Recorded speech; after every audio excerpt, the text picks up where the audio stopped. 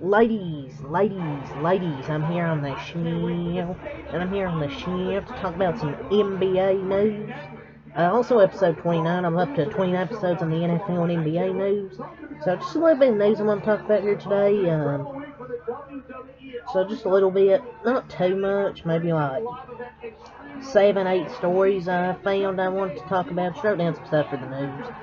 Report, Kyrie Irving isn't part of the Lakers' long-term plans. I mean, he shouldn't be. He's getting up there in age. He's not on the floor a lot. Either due to injury or something else.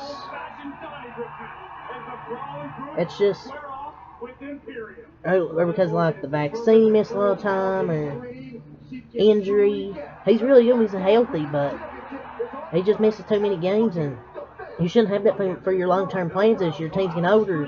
Anthony Davis getting older. LeBron James probably going to either leave or retire in the next few years. You need to get some younger players on that team, so Lakers need good idea that he isn't part of their long-term plans. He gets some younger talent. Victor Wembanyama, he's a really great player. He's talking about Scoot Henderson. If I was never born, I think he would deserve the first spot, basically first pick in the next draft, 2023. And I think Victor Wembanyama is going to be the #1 pick in the NBA draft in 2023. I really do. And Scoot Henderson's probably the second best player in the draft. I think Wembanyama is the #1 player. Whoever gets the first pick, that's who they're going to get. Whoever gets the #1 pick from the draft lottery, they're going to take Victor Wembanyama. Really good athlete, 7'3", center. Has a really good dribble, has a good jump shot. Really good defender.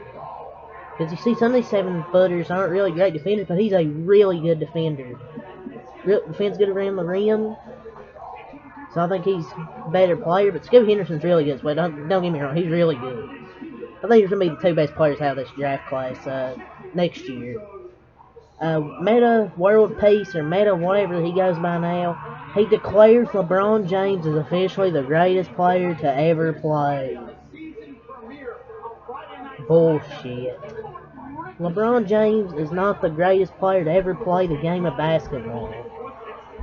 And it's Michael Jordan. I don't see how this debate still goes on. It's like all the debates, like on sports stuff. Like, oh, who's the best basketball player of all time? It's Michael Jordan. It's not even close. Like, LeBron James is on that level of Michael Jordan. I'm sorry.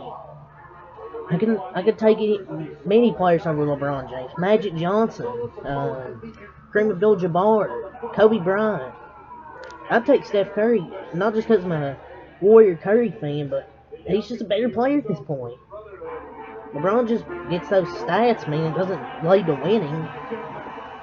So, yeah, that's all I'll say about that. The Suns lose to, I believe it was an Australian team, whatever, 36ers. They weren't even one of the best teams in their league, and they just fucking destroyed the Suns. Well, not destroy, but they won by like 10. One player, Randall Russell, or something, had like 9 threes, 30-something points, and her player had 32. And this is the team that ESPN picked to be the first seed in the West and had the Warriors as an 8 seed, despite winning the NBA championship last year. And I think they're going to be better this year than they were last year. I'm convinced ESPN just does this shit on purpose. Like, how can you tell me this team's going to be the #1 out of the West, and they lose to not even a good Australian team, like out of the IBL or whatever, like a mid team? Suns are god-awful. The Lakers' key decision, now I'm going to talk more about the Lakers. The Lakers' key decision makers have seriously considered trading Russell Westbrook and unprotected first-round picks in 2027 and 2029 to the Pacers for Miles Turner and Buddy Hield per Sam Charania. If I was the Lakers, I would do this. Getting rid of Russell Westbrook and you get rid of those 2 first-round picks for 2 good players. You get a good defensive center and Miles Turner, and you get a good 3-point threat, and Buddy Hield. You get 2 good players for that squad. Anthony Davis, Miles Turner, Anthony Davis 4, Miles Turner 5. You got whoever runs point guard, maybe Austin Reeves, LeBron, Kendrick Nunn in that lineup. They'd have a good starting five. But we'll see if the Lakers do that. We'll see. Me, Draymond, and probably Giannis, three guys who can literally guard 1 through 5 and be effective, said Mr. Bam Adebayo. And these probably agree these are like three of the players that can guard 1 through 5. You also know Draymond can guard 1 through 5. Giannis can as well. I think he can guard 1 through 5.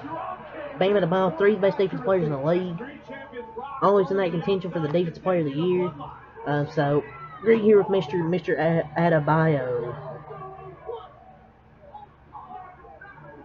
Paul George names the Lakers as one of the toughest teams in the West. The Lakers are the Lakers. They're going to be a challenge. The Lakers are not going to be a challenge. The Lakers aren't going to be a challenge, Mr. Paul George. I hate to say it.